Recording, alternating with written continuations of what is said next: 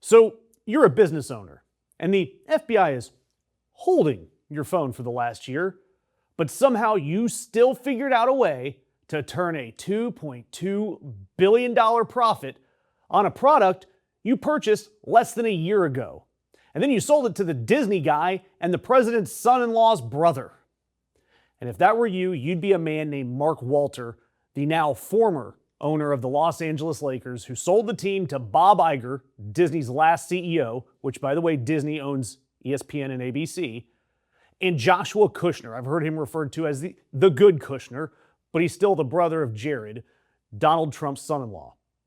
There's nothing at all fishy here, right? Well, let's start with Walter, because he bought the Lakers from the Buss family back in October at a valuation of $10 billion. And at the time, people were going, how does he have the money for this? Well, 9 or 10 months later, yes, months, he is selling the Lakers to Josh Kushner and Bob Iger at $12.5 billion. And we're talking about the Lakers, the crown jewel of basketball franchises, that was bought and sold in under a year. No one, and I mean no one, flips the Lakers like a foreclosed duplex in Florida unless something is chasing them. And in this case, something is chasing Walter, because the Wall Street Journal is reporting that Walter has known about a federal probe into his financial empire since September, and that agents already have seized one of his phones. So he learned he was under investigation, then suddenly developed this urgent passion for becoming more liquid.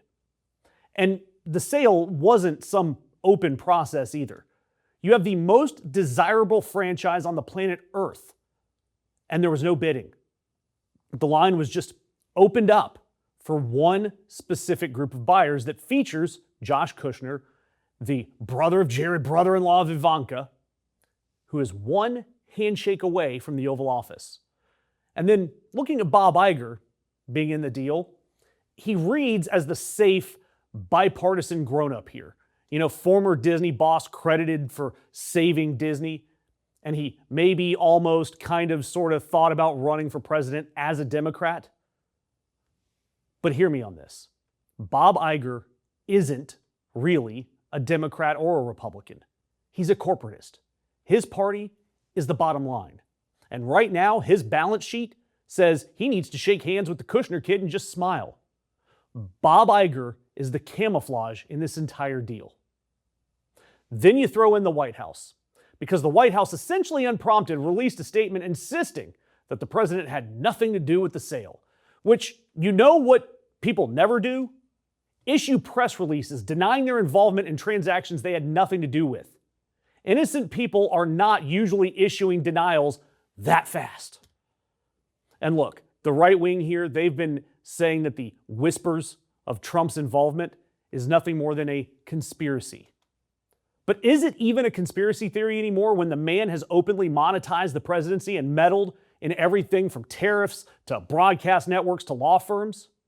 Is there a single institution left in this country, a league, a court, a network, that you trust to tell a Trump-adjacent billionaire no? Tell me in the comments. Tell me in the comments if there's any industry left in this country that could stand up to Trump. And now, a lot of the conspiracy theories are coming from connected people, people that actually cover the NBA and sports sales for a living, and they're not exactly whispering about it. Whispering about things like the Saudi-adjacent financing that helped Walter buy in the first place, his IRS trouble, the no-bid flip, and again, selling it to, of all humans, Ivanka Trump's brother-in-law.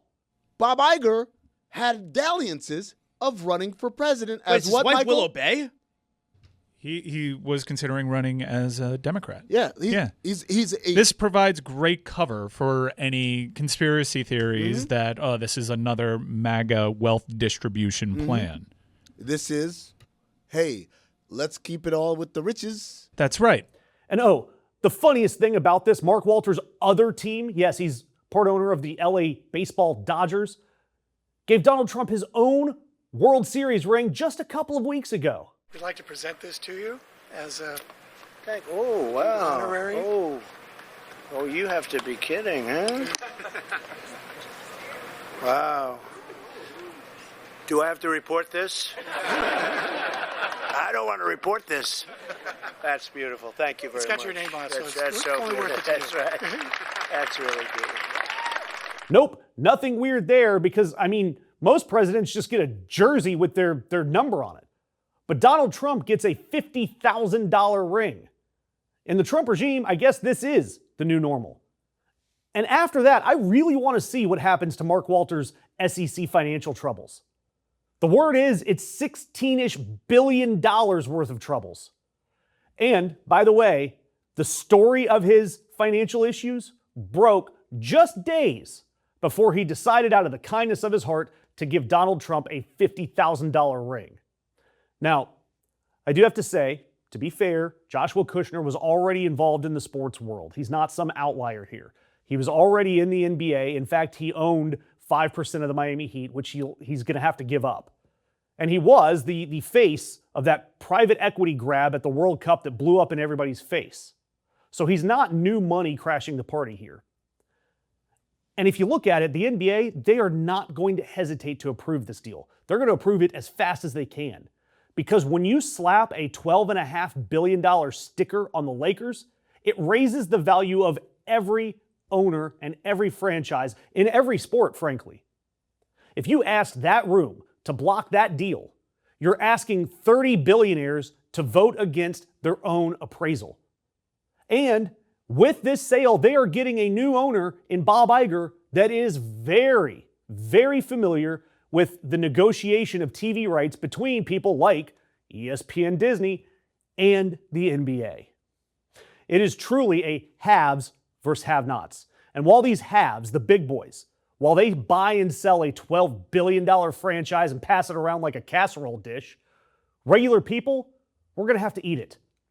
Because the last time the Lakers changed hands, just a few months ago, staffers lost jobs, and their G League operation got shipped from LA out into the desert, a 2-hour drive for working people that are making working wages. Luka is about to play for his 5th ownership group. The product on the floor is the only part about this that nobody is actually thinking about. But actually, there is somebody thinking about it because there is a funny wrinkle here. Just a month ago, Stephen A. Smith had this to say about the makeup of the Lakers. I just got to say it, y'all. Where the hell the Los Angeles Lakers think they going with a bunch of white dudes? Somebody had to say it, so I'm saying it. Your 3 top players are white dudes? Really? This ain't golf? And no, I don't really buy into that. But it is really funny to me that the team bought by an almost Trump is seen as a team of white dudes.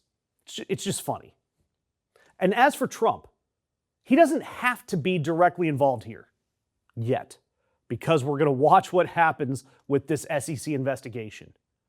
But Donald Trump is the one that built this economy. He built this world where a man under federal investigation knows exactly which family to sell to and which person to give a shiny $50,000 ring to.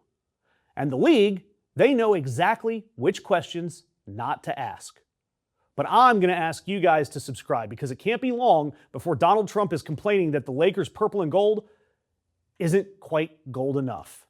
And when that happens, I will be right here saying, told you so.